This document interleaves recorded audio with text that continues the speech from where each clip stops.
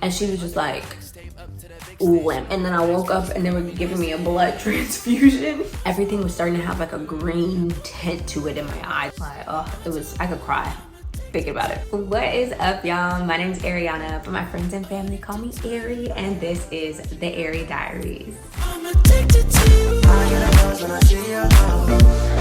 Addicted to you. I get a buzz when I see your love. I'm talking low because my daughter is sleeping and I'm not trying to wake her up, but I wanted to share my birth story. It is long overdue, but in celebration of my daughter's first birthday, I thought, why not? Let me tell y'all all the traumatic craziness that went down. Now let's start with like a brief overview of the pregnancy. I found out I was pregnant about a month after one of my closest friends passed away, and my husband had just deployed. Like literally 4 days after I dropped him off at the airport, I found out I was pregnant. And it was supposed to be an 8-month deployment, which meant the whole pregnancy pretty much. But thank God he was able to come home a little bit early. I think it was like a month early because he was supposed to come back in July. I was due in June, and he was able to come back 2 weeks before I was due in May. And during my pregnancy, I was living in LA and I ended up moving in with my parents in Texas. That's where I'm from. You just need a little extra support when you're pregnant, like, oh, especially that first trimester is so hard. And I ended up going to my parents' house for Thanksgiving at the end of my first trimester, and I was like, I think I'm gonna stay, because my husband and my mom, they both were like, I mean, you should just move on in, like just come on and stay. And I was like, no. I got there, I was like, all right, I'm staying. So I spent my second and third trimester at my parents' house, and my parents helped so much. Shout out to my mom. Thank you to my mom. My mom was clutch my whole pregnancy, y'all. Like, thanks, Mom, if you're watching this, I love you. Fast forward, it's the end of my pregnancy. So after my husband got home, those 2 weeks before I was due were like go time. We did everything. We did birth classes, we did our baby shower, we did a maternity shoot. It was literally DIY. Like, I love creating shoots and videos and things like that. Like, I am a creative girly. So I set up my camera, set up my backdrop, hot and pregnant, and we did the dang thing. And then we also like packed up everything, made sure we had everything on the checklist. You know, they had those little mommy what to bring to the hospital checklist. I made sure I had everything that I needed. Well, my husband did for sure. He's more organized than I am, like way more. So we got everything prepared, and then on May 31st, my contractions started. She's on her way for the first time to the hospital. We'll see if it's Brandon got everything. Yeah, today's the day.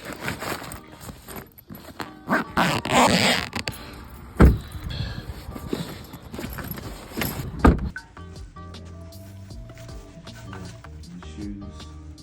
These, right? Alright. So you're wearing them. You're good. Then bring these. Oh, actually, no. I'm gonna bring my other shoes. You're awfully calm, Dad. How you feeling? Hey? I feel like a contraction's about to come on.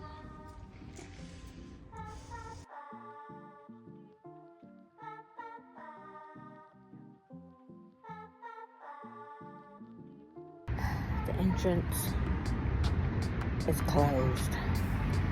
So Brandon, it says go through the emergency entrance. Brandon went over there to go see how far it is. If it's too far, then he's gonna come drive me there. And if it's not too far, I'll go for a little stroll over to the emergency department. He bought me a wheelchair.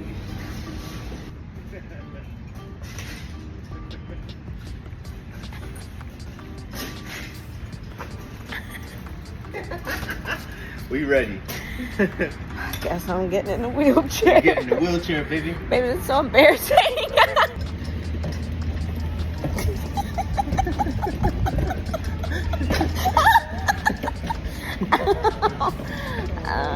Please.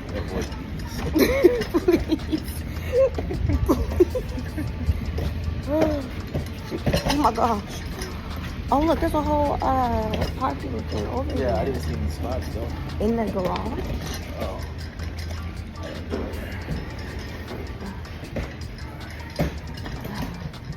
Hello. Hi. We're trying to go to labor and delivery. Good morning. It is day 2 of labor. I ended up being sent home because I was only 1 to 2 centimeters dilated, like 1.5. They kept me for an hour and I hadn't progressed yet. So they gave me like a shot in my leg for pain and some nausea medicine. I woke up, of course, throughout the night because of my contraction. We were timing my contractions. They're still not close enough. They told me to come back when they're like 2 to 3 minutes apart or if my water breaks. So neither of that has happened yet. But the girl is in pain. And I'm sitting in my little squat position. My squat. And we're gonna hopefully deliver a baby sooner than later because I don't want to have to keep going through this for more days. Yeah. Oh, we're so tired. So tired. Brandon's been trying to stay up. Trying to stay up. Well, let's see what happens today. So I ended up getting sent home, as the footage showed, because I was only a couple centimeters dilated, and you have to be 10 centimeters dilated to give birth, like to start pushing.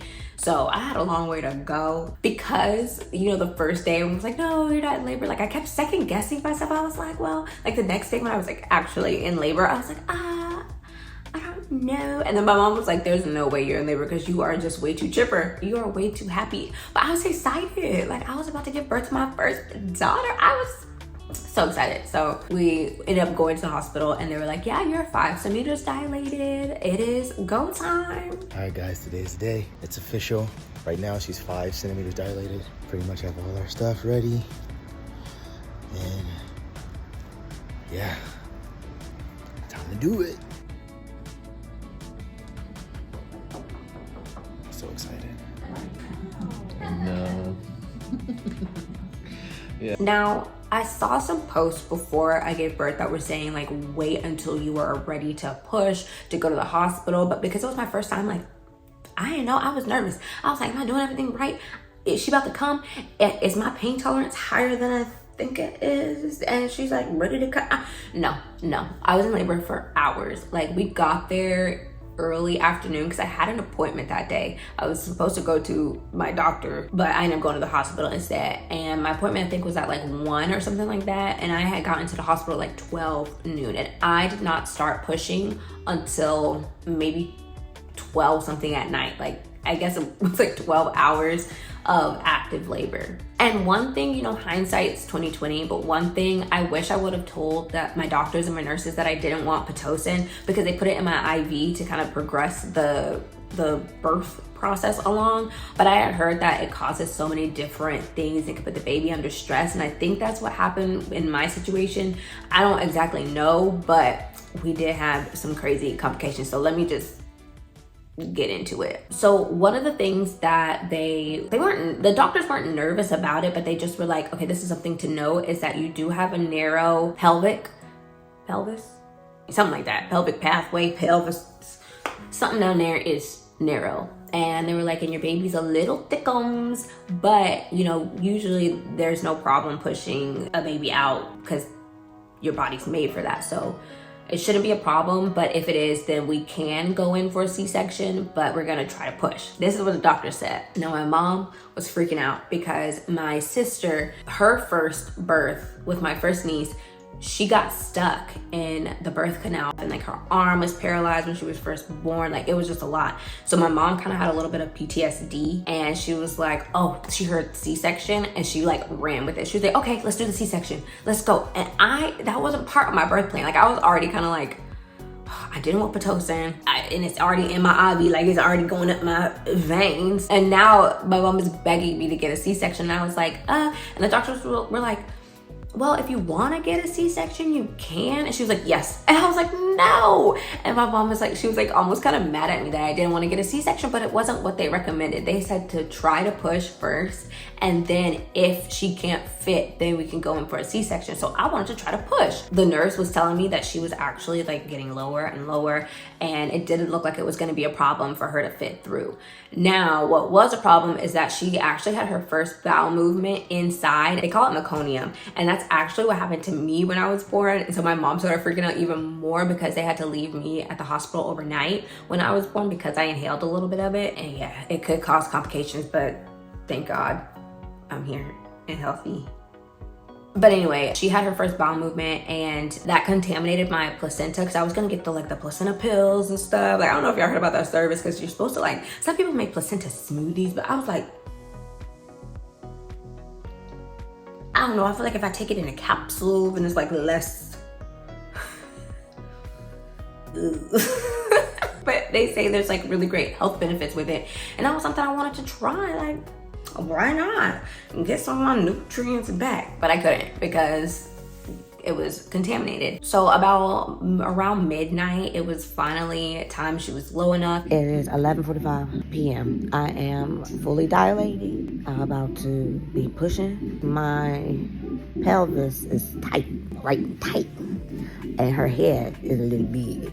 Big old. She's got a big old head. And she's a little chubby, a little chip. So we're gonna see if I can deliver her, and if she can fit, and if she can't fit, then we're gonna have to get a C-section. I'm praying for smooth delivery out my lady bits. So we shall see. Baby, you have anything you wanna say? Go time. Say it again, I'm sorry, I was shaking. Go time. Yes. Excited. Speaking of shaking, I was shaking for, how long was I shaking? Like 2 hours? Approximately. Oh my gosh, it was wild. I was like, and then I had a fever, and so my fever's gone, but she was hot. And then Brandon massaged my jaw like a man. Oh yes. And then the doctor came. The doctor came kind of late. Like the doctors that I went with, I had a doctor assigned, but like they have like a community of doctors. So if your doctor's not on call that day, then one of the community of doctors would be there. My doctor was on call for the next day. So she came like super late, and immediately she was like, okay, it's time to break your water. So they broke my water, and then they were like, all right, time to push. And the NICU people had to come in anyway because of the meconium. And so they just have to check her out anyway. So they were already there, but then when she came out, she was silent. The umbilical cord was wrapped around her neck, first off, and she was just like limp, y'all. It was the most terrifying. It was petrifying, but I only had a 1-degree tear. She came out smoothly, easily. She fit, but I really think the pitocin kind of like had a little something to do with her getting stressed out and having her little number 2 in there, and then she got the umbilical cord wrapped around her neck. It was just chaos. And so they ended up like doing a bunch of stuff to her. Like, I was laying in the bed, and my mom actually had one of my legs and my husband had the other while I was pushing her out. So that was like crazy. Like, they were really involved in the birth. And then but when she came out, they end up like putting her in her little, like, not crate, but you know, the little thing that they put the babies in. And then they were like, it was like a bunch of people like working on her, like doing stuff, and I was just sitting there like, my husband did such an amazing job of just keeping me calm and like keeping me hopeful and stuff, because I was like, oh. And then my mom like literally was like, oh, and she had to like leave the room, but she was like having PTSD. It was just a lot. So they ended up rushing Brielle to the NICU. Her heart was beating and everything and stuff, but she still like hadn't cried yet, and so they had to take her and they rushed her down there. We just were praying the whole time, like, just, oh God, please.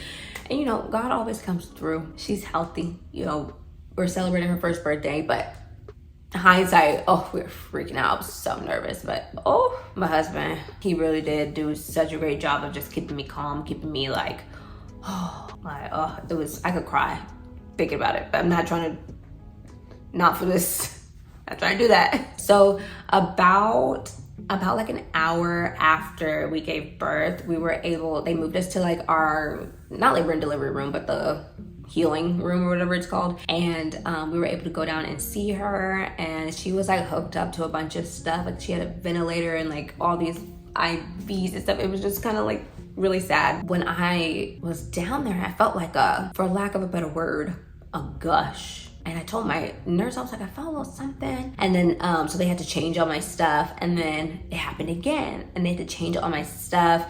And then the nurse was like, I think she might be hemorrhaging, to like one of the doctors. The doctor was like, oh, I think she'll be fine. But the nurse like advocated for me. Like, I wish I knew her name.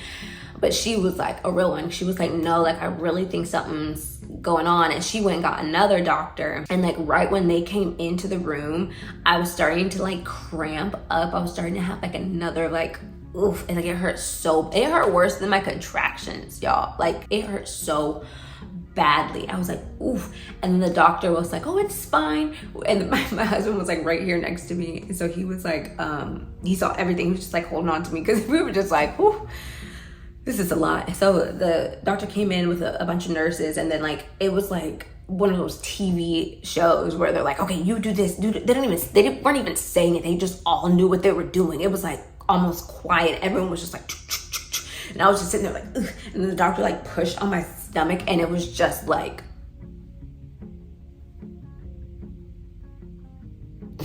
craziness. A lot of blood, a lot of fluid was lost, a lot. To the point where I was like, everything was starting to have like a green tint to it in my eyes. Like it was just everything was looking a little greenish. And it was all kind of a blur. Like it was all kind of a blur. But I'm just, thank you to those nurses and the doctors, especially that nurse that was advocating for me, that was like, girl, blah, blah.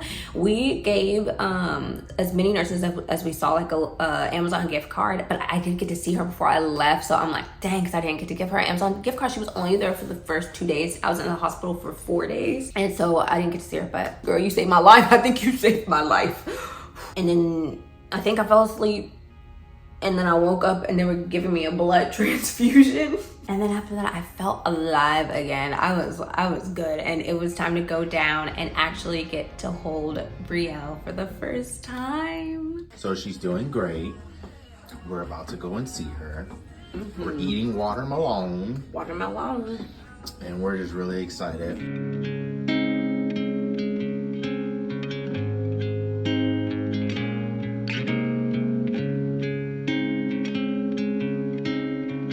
Holding her was just so magical. Now my game plan was just to pump. I wasn't really gonna breastfeed because I don't know, like I wasn't sure how I felt about it. I was like, no, I'll just pump and then give her the milk. But when I was down there, the nurse was like, oh, do you want to try like latching on? And I was like, yeah, might as well. Like none of us thought that she would.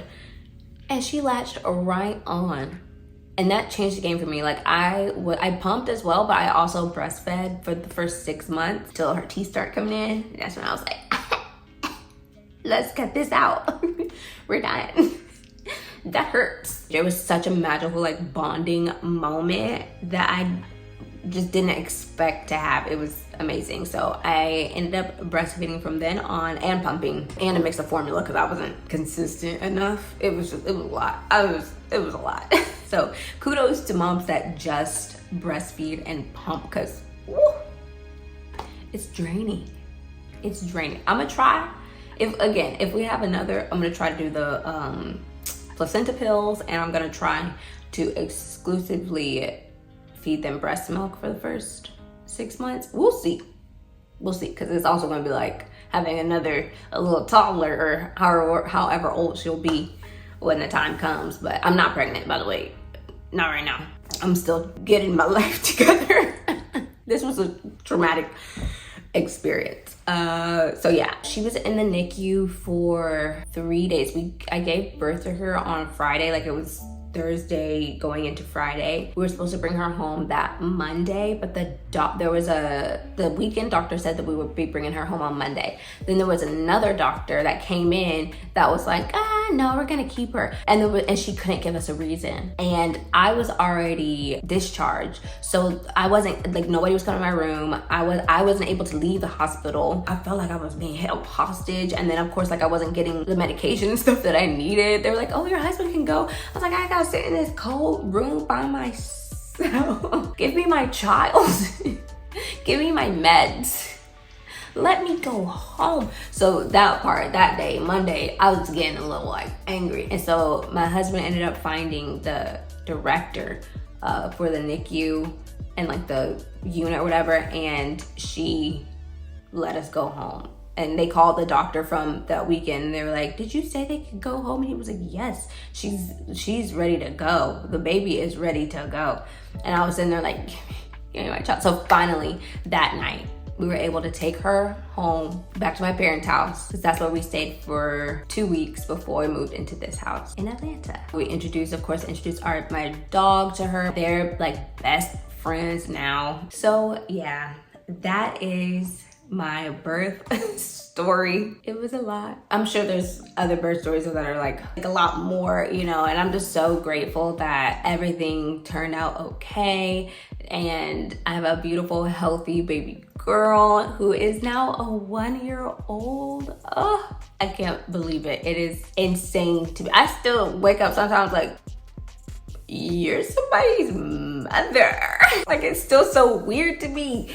But I love her so much. She is just everything I'm obsessed with her. I love being a mom. I love my mommy era. I'm in a whole different era of life, but I'm really enjoying it. And I'm so grateful that I get to stay home with my daughter and just bond with her and just cuddle with her and sing songs with her. And I just love it. If you guys have any questions about my experience or any requests for other videos, let me know in the comments down below. Also, make sure to check out my YouTube shorts where I have a tutorial for this hairstyle coming very, very soon. Make sure to give this video a big thumbs up because that is really helpful for me in this new era of being a mommy vlogger. I don't even know if I'm a mommy vlogger. I'm vlogging and I'm a mom. And don't forget to subscribe because I've got a ton of new content coming. I am vlogging Brielle's birthday week. We're going to the zoo. We're doing a little photo shoot. So make sure you subscribe so you don't miss it. All right, you guys, I'll see y'all in my next video. Bye.